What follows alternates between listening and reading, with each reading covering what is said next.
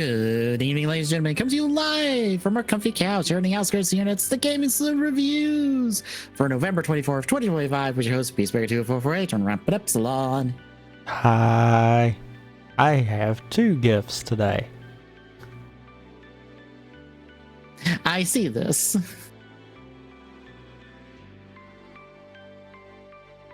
We just get the coach that gets to just flex on a man, and then Michi it's like, I'm going to do a bad.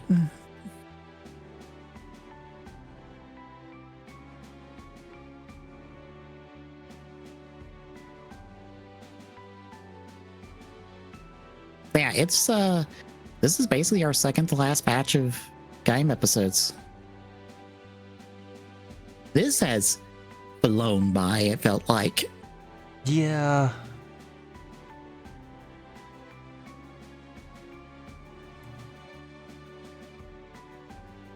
And don't worry, folks, if you think us like praising Gaim is a little boring, don't worry. Next week you get to hear us complain about a certain bit, because I got reminded about it in the preview for the last episode of this batch. You mean next episode? Yeah. You said next week. Oh, yeah, next. In 2 weeks, not next week. My bad.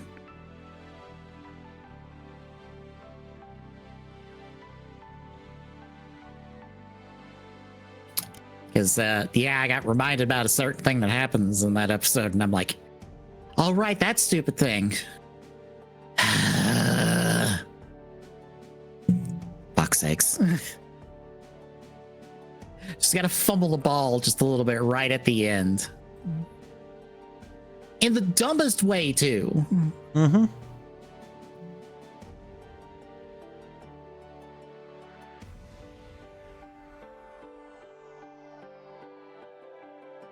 But yeah, we're covering 41 through 44 this week. Any thoughts going into this batch of 4?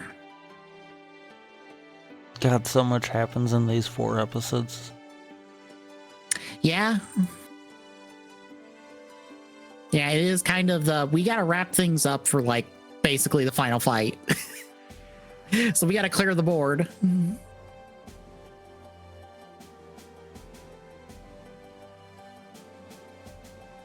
Because I think our body count's like 5 by the end of these 4. I think. No. 2, 3, technically 4.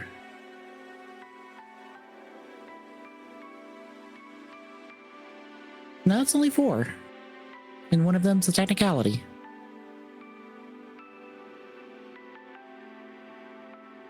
The technicality one that you're talking about wouldn't happen to be main rider has to take a knee.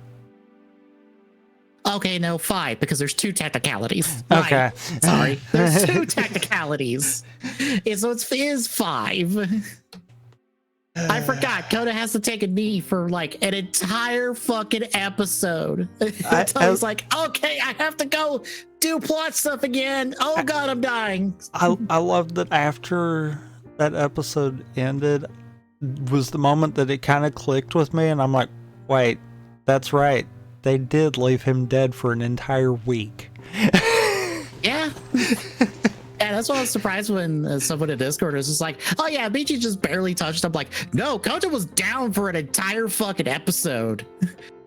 Heading off to the spirit realm to go talk to also dead Mai at the time. He was quote unquote dead because he was still breathing. They forgot to instruct him not to breathe for the 5 seconds that they had him on screen. I saw that and I'm like, Jens whoopsed on that one.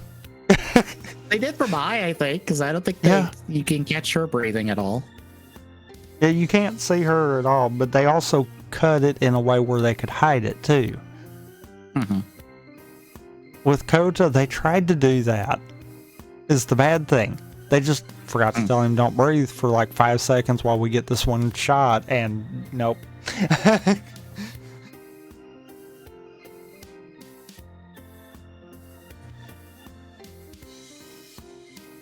Yeah, shall we hit the recap then? I guess we shall. All right, we kick off with episode 41, Clash, the Overlord King. So we kick off with Sakura asking Mai, "Hey, do you think Kota's gonna do the jump?" And Mai's like, "Yeah." It's kind of the point of his character.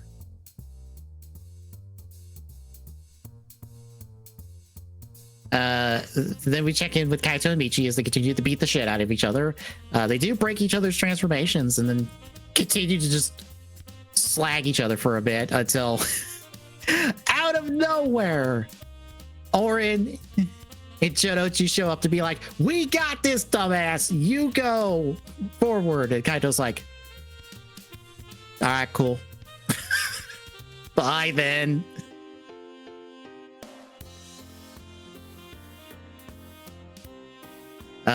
Michi just doesn't like this and then fights them for a bit until the two of them were like, "Okay, we can't take Michi. We didn't let him long enough. Bye." Then we head back to Helheim for a bit. Roshio decides, well, Mai sure does act like my wife. I'm gonna give her the fruit and let her choose how this is going to end.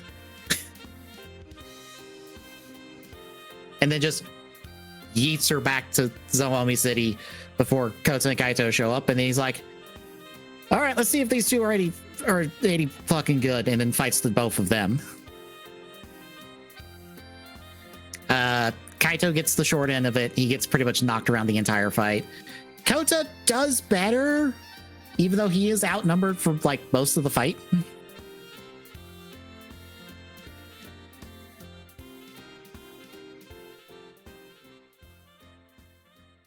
But Kota's doing well until Roshiro literally breaks his Kachidogi Lock Seed, which breaks Kota's transformation. And then he's like, "Well, time to die." And then he gets murked by Roshiro, who just shows up and it's just like, "I get to kill you now and claim the fruit," and then pulls the fruit out and it's rotted because, oops, he got the wrong one. He got Roshiro's. Which... would that technically still give him power? I don't think so, because of the fact of essentially their time with Helheim is dying. Okay. I'm just like, well, technically in Full Throttle, we see that you can steal the golden fruit from the person who has it. Before, but because it was always implied that he had both golden fruits. Yeah. So that almost leads me to think that the one from their time when Helheim took over is the one that is rotten away. So he's using any remnants of its power during this fight. Meaning, in all honesty, if Kota just could have held on anyhow, then he probably could have outlasted it. Probably. But yeah, Ryu basically kills Roshiro because she's pissed. It's like, "Where's the golden fruit? Where did you do it? Did you put it in the girl? I'll go get that girl." And then Kota gets up and is like, "Fuck you!" And then reforms the Kachidogi Lock Seed by turning it back into like the mechanical fruit Sakura made, and then into the Lock Seed, and then transforming, and then proceeding to just beat the shit out of Ryu, and even just going, "Yeah, no, I'm gonna control the vines now, and use Roshiro's sword to kick the shit out of you." It just sends his ass. Meanwhile, this entire time, Kota's on the sidelines being like, "The golden fruit, the power, Kota's not human anymore." I'm like, bravo, Kaito, way to catch up to the rest of us. I guess this is the way for us to get you caught up on like what the fuck's been happening. And for you to catch the people in Rosé that didn't pay attention. Mm-hmm.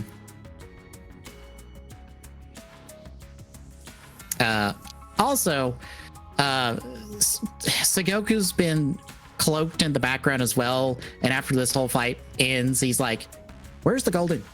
Ah, shit! I gotta go kidnap a girl." It then runs off, and the Sakura is like, "Aw, all the overlords are dead. Oh well."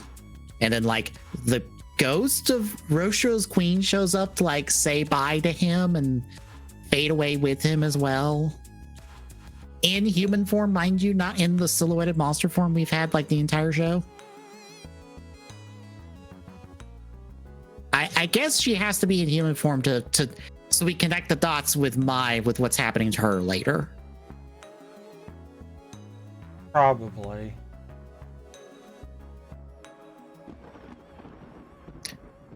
Because Mai shows up at Gaim HQ and we see her getting the one red eye that Rosho's queen had, and it's like, oh, she's getting turned into an overlord too because of the golden fruit. Well, that'll take us to episode 42, Mitsune, the final transformation. Koza and Kaito check in on the folks that got saved. Eventually some invest show up. Koza and Kaito have to take them while the rest get evac'd.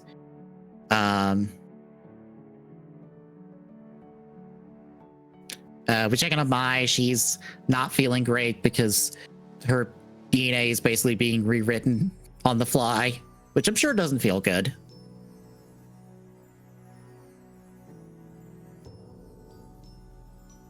Michi and Goku show up. And Zuko's like, I know how to solve this problem. And Michi's like, if you're willing to help her, I'm willing to trust you. And I go, Michi, you dumbass motherfucker. Everything in this next episode is your fault because you're too stupid. 90% of the stuff in this show is his fault. Yes. Because he's too stupid. Yeah.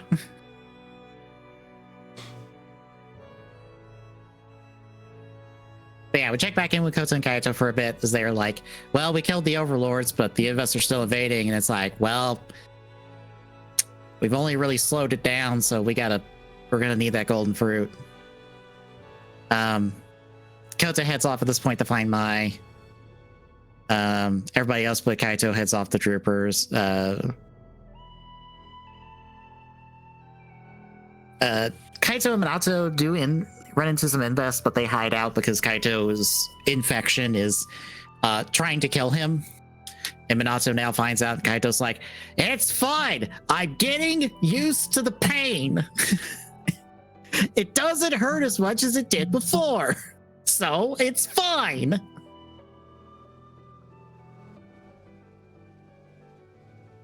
Which, sure, Kaito. Sure. Back with the others. Basically, Sengoku locks up the two Team Gaim members in I guess, a separate part of a hospital than they were at. I guess. So, like, him and Michi can have alone time to figure out what's going on with Mai, and Sakura shows up to be like, Mai has the golden fruit now, and she's going to pick who's going to win all this, because that's how this works.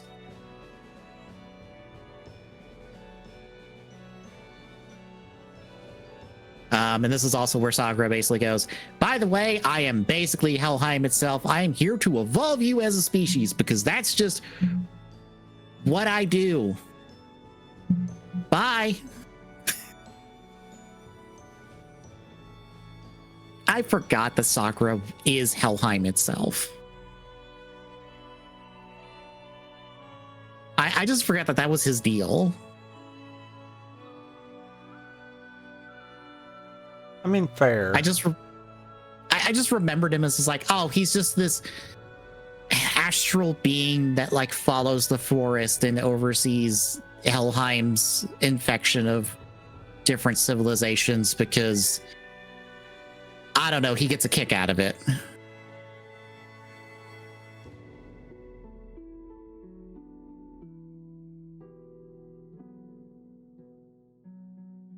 We get a quick scene at Droopers with our other three riders. This little comedy bit. Kota's running around in the rain. Minato's like, well, I guess I'm following Kaito for like the rest of the show because he's willing to gut this out and change the world as he desires. So fuck it, I'm on board. I'm realizing Minato really needed more, and I shouldn't be surprised by that.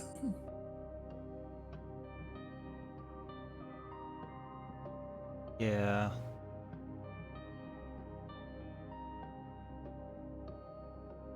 Back with Sengoku and Michi, Sengoku's basically like, okay, I can remove the fruit from Mai, and that will save her.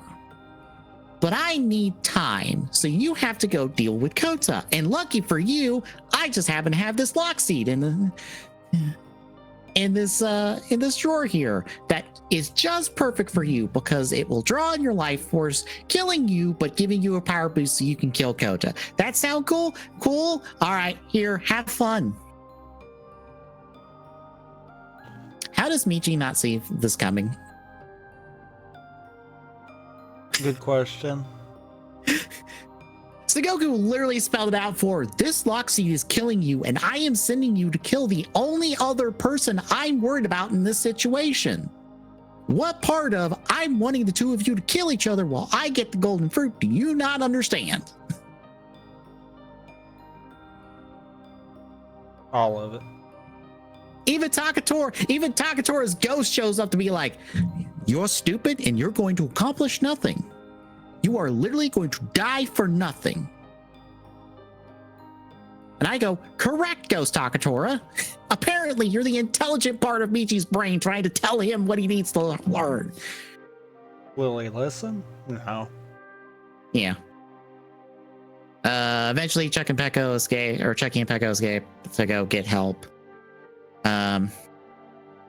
Michi runs into Kota and he's like, I'm gonna murder you this time, and then transforms into what I usually call Hell Ryugen, because it's the Yomotsu Head Gray Lock Seed, and this is Ryugen Yomotsu Head Gray Arms, but that's a mouthful, so it's basically just Hell Ryugen because that's what it translates to. And it's just a repaint of Grape with Kiwi's helmet, and he's using the Overlord weapons because none of them are using them anymore. So here you go. And Kota tries not to fight him for a bit, but then eventually he's like, all right, fine, I'm fighting you. And that ends the episode. So how do you feel halfway through? Michi's an idiot at this point. He just went from being completely despicable to now he's just pathetic. Yeah, he's just like, all this for Mai. And I go, Mai would slap you across your dumbass head because she's like, this is a trap. This is a trap and you're falling for it. Even I can fucking see this. But no. Unfortunately, Mai is too busy. It's not in these two episodes, but it's in the later episodes. She's like, what if I time travel back using the Golden Fruit's powers to make this not happen? And Sakura is just like, love, you're not allowed to create a time paradox. I'm sorry. That's not how time travel works in this show. I'm sorry. Everything's kind of set in stone. You're just kind of like making sure everything kind of already happens as it was going to happen. Sorry. It's a time loop. The good news is we can reuse that footage from the start of the show now. Yeah. By saying Mai lost herself to the void of time, basically, and she only gets to show up when, I don't know, Kota or Kaito fucking die.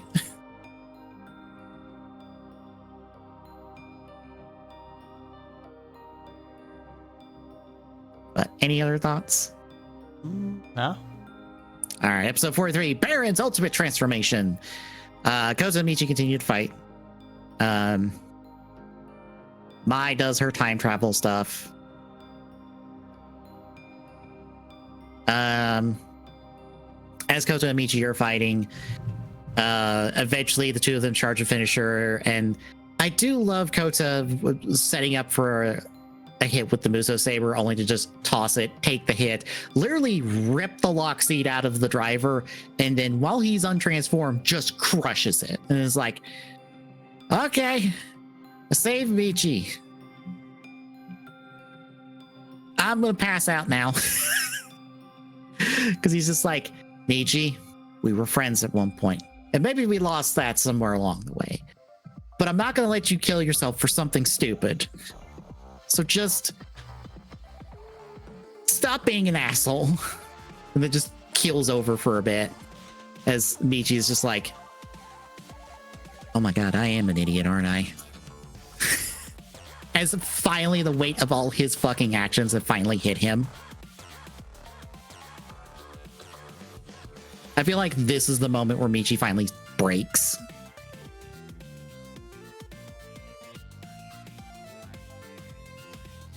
Yes and no. Because he's still making... At this point, he's still basically making comments of it's alright as long as Mai's fine.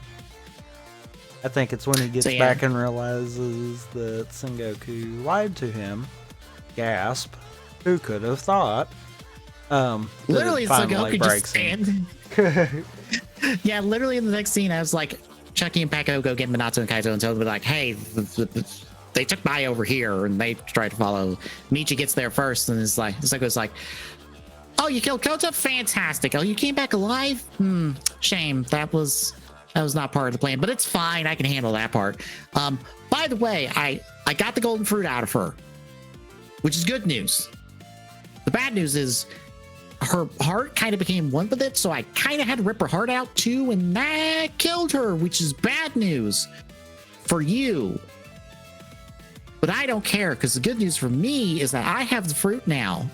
Also, I now have a kill switch for all the Justice drivers, so boop, you don't get that anymore. And then when Kaito Minato showed up, he's just like, boop, you don't get your Justice drivers anymore. Unfortunately for him, like technically before Kaito Minato showed up, my astral projects as the fruit, and it's like, I'm gonna try to fix things, and then does her time travel stuff. And then Sengoku's like, what the fuck just happened? What? Why did it just go poof? What do you mean it went poof? That doesn't make sense. Where did it go? As Michi's just in the corner sobbing because he fucked up so badly. He's like, well, I got two of my best friends killed. So this is what guilt feels like.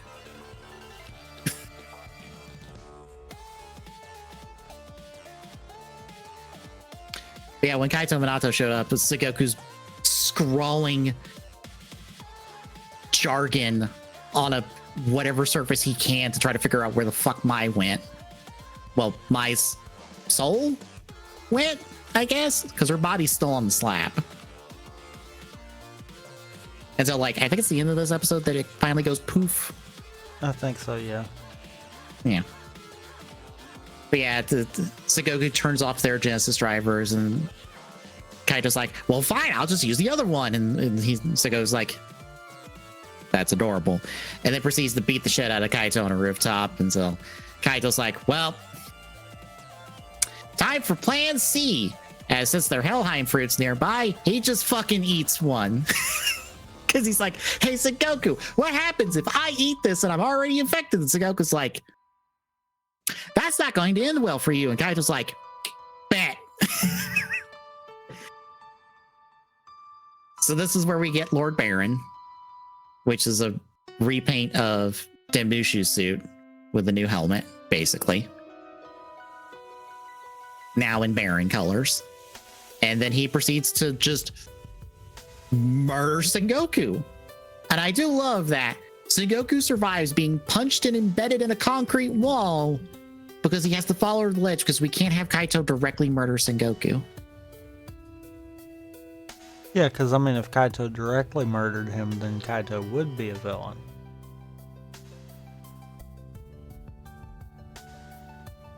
I just point to all the shit Sengoku's done over this entire show, and I go, he fucking deserves it.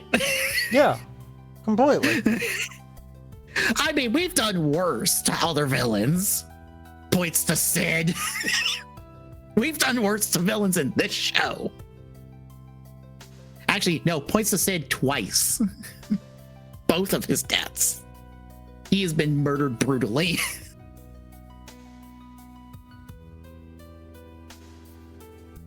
But yeah, Kaito basically has an overlord power. The first time was due to an overlord.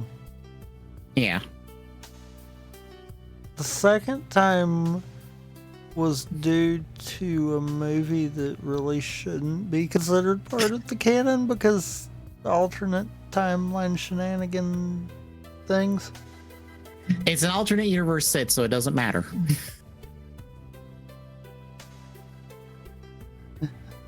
So, yeah, still, if he killed someone, then he couldn't be. Then he would have to be a full-on villain at that point. Yeah, we still need our secondary writer for crossovers and materials and stuff. So he can't be like fill-in villain. He can only be like temporary villain.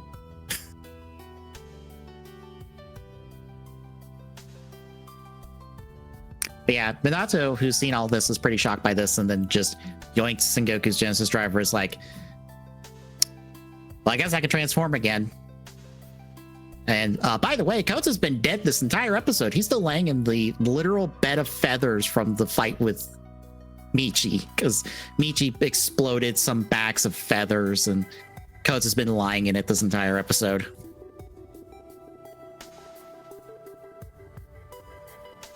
Which takes us to episode 44, Two People Aiming at the Future. So the Team Gaim folks find Kota dying. They take him back to the HQ.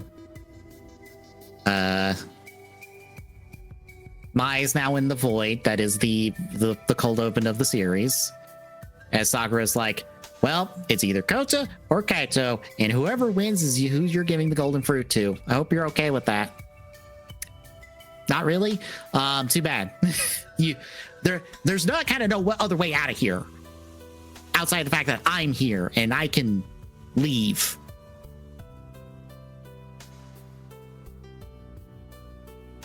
Because I think he shows up like after he's in that void with Mai, right? Yes. Okay.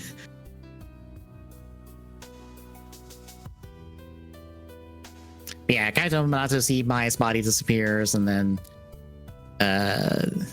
Michi is basically done, and Kaito's like, well, I guess I won't kill him. Kota's recovering, meets up with Mai in basically the spirit realm, and Mai's like, I tried to fix everything and I fucked up, and Kota's like, yeah, that happens. But at least we can maybe fix it this time together. And Mai's like, yeah, I probably should have thought about that. Oh, well. That's when Kota finds out that, oh, Kaito's going to do a stupid. Oh, no.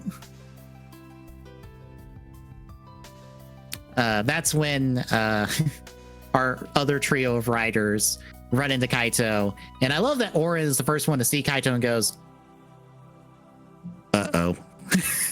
just immediately recognizes just the look at Kaito of like, oh no, that man's out for murder. That's not good. So him and Jinochi end up fighting Minato and the summon invest that Kaito pulled out. Eventually Kaito gets into the fight. After Zack decides to heel turn. It's not a heel turn, by the way. It's a fake heel turn to help Kaito. Jinochi and Orin get their belts destroyed and their lock seats destroyed, so they can't become writers anymore until future specials, where it's basically them and Takatora are the latest appearing Gaim writers.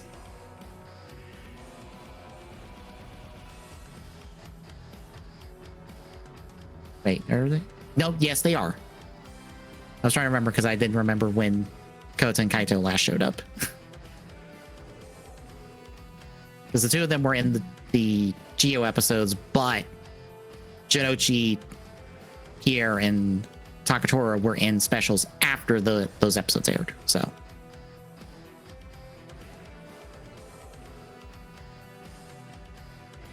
eventually to fall back to Gaim HQ, tell Koto what happens.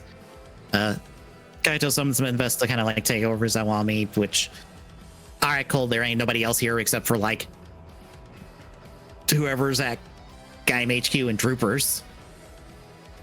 Like there's nobody left in this town, right? Pretty much. So he's just taking over an empty city.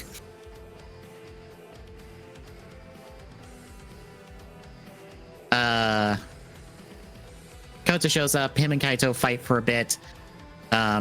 Kota's losing the fight, unfortunately, because he's injured. So we can't have the real fight yet. Zack, realizing this, kind of like steps in, fights Kota for a bit, and tells him, "Block off and run. I will handle Kaito." And Kota's like, "Fine." And so Kota leaves. Zack gets scolded by Kaito, and we basically end with Kota retreating. And that is episode 44. What do you think of our back end?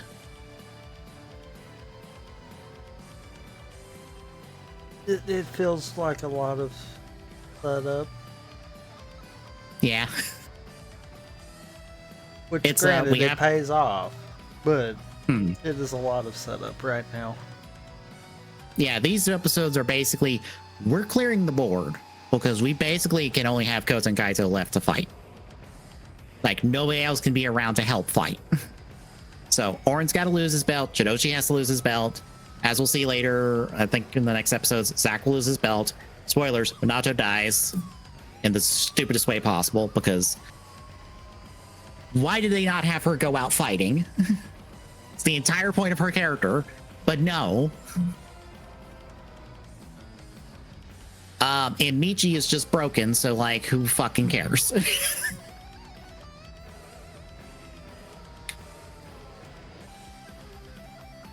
Like, Michi has basically lost the will to exist. So like, even if he has a belt, it doesn't matter. Because it basically has to be Kota versus Kaito now. And I will give them credit. It is a, I don't want to say it's a sloppy, but it is very much a, it's easy to see. It's just like, yeah, no, we got to take people off the table. Whatever it takes. It doesn't matter. But they also had to play with the idea of taking people off the table in a way where they could bring them back for future stuff too. Yeah. Because Except for Mina. typically stuff like this, the easy way of doing it's just kill them and be done with it. But you kind of can't do that when you kind of need them to come back. Yeah. And at this point, they know very well Gaim is a stupid popular series. So it's like, if we know how this is going to end, where it's like Kota's going to fuck off to his little planet that has his forest with Bai, we got to have people around to do stuff before Kota gets to show up and just wins, because he's basically going to become a god after this. I mean, he is fruit Jesus. Mm-hmm. He has died for Michi's sins, quite literally. Yeah. Not everyone's sins, just Michi's.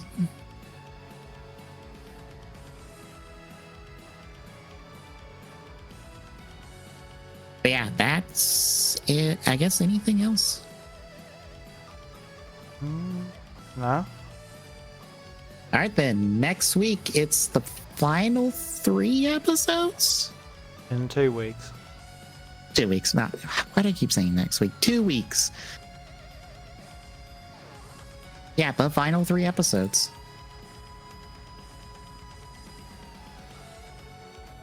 Which is basically the final flight episode, the epilogue episode, and then the epilogue episode. Or the wrap-up episode and then the epilogue episode. Yeah.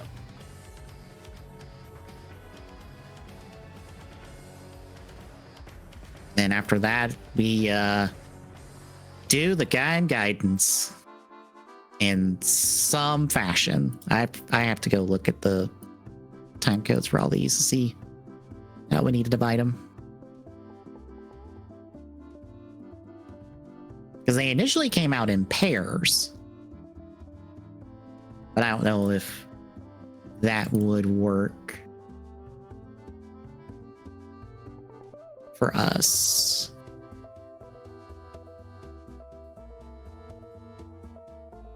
Did that folder not have? Do I not have the Gaim guidance? I thought I did. Or no, there they are. I just don't have them listed as Gaiden. Oh, so one's like an hour.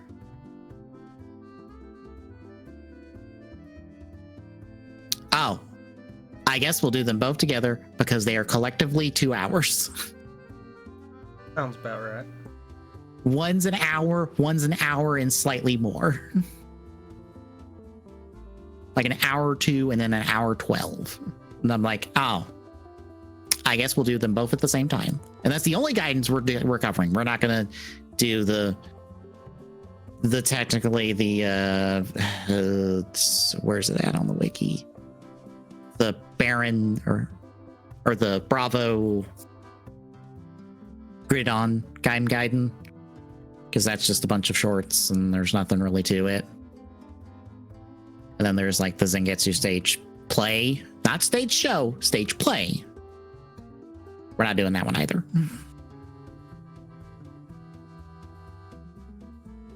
So yeah, I guess it's only like 2 more weeks of Gaim material, and then it's something.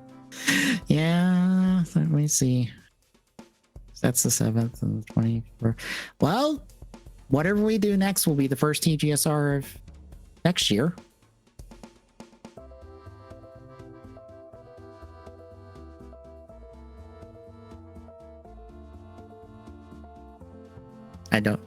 We might spin the wheel of adaptation and see what it lands on, just to buffer us for a week or two.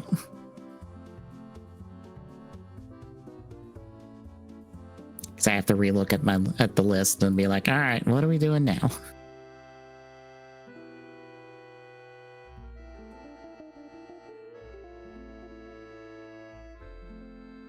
But yeah, that's in 2 weeks. But between now and then, Thursday, we will see if we can wrap up the Gaim Kami. It might be this week or next week. Depends on how long it takes me to modify some legs and then make some arms. Because that's where we're at this point. Friday is Cubiverse with Mega Man X Command mission. Can't wait to be wrong about this one too. I can't wait to find out that all of my choices of like, this game is good, right? Are just, oh no, this game's bad. Because haven't all my choices like that been that case? Excuse me, been the case? Or at least everything I...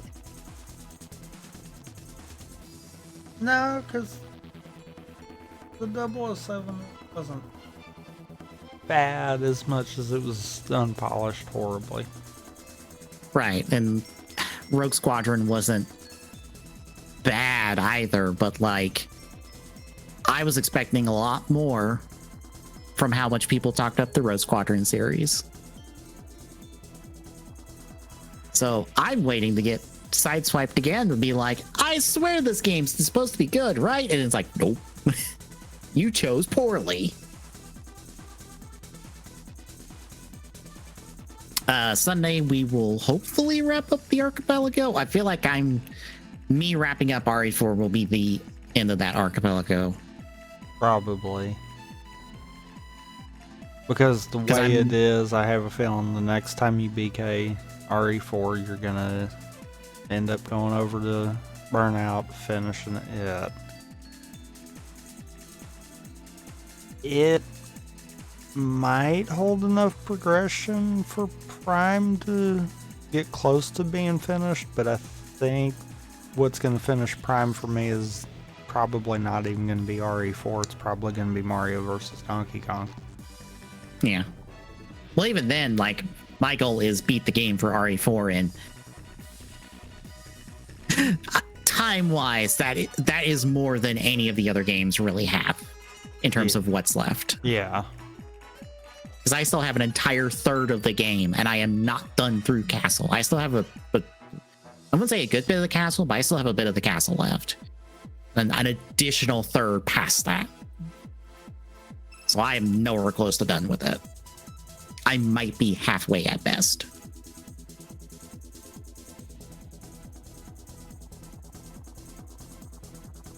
But that'll be Saturday, and then next Sunday will be TGS. We get to talk about Game Awards nominees. You excited for the Game Awards? It might have Half-Life 3. It won't have Half-Life 3. But everyone swears Half-Life 3 will be there. It won't be Half-Life 3. It will be Half-Life Alyx 2. There you go. That, or we'll somehow end up getting them to give us Half-Life 2 Episode 2 Chapter 1. Can't have a 3 anywhere.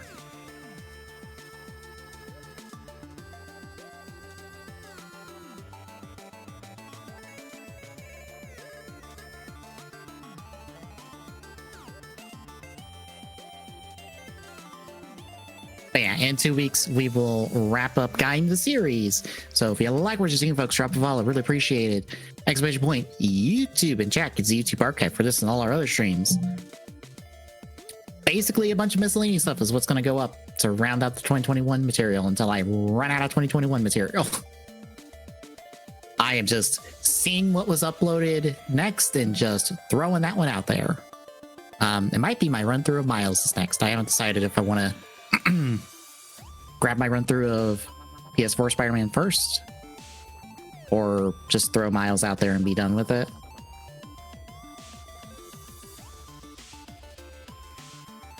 Because that's what's next.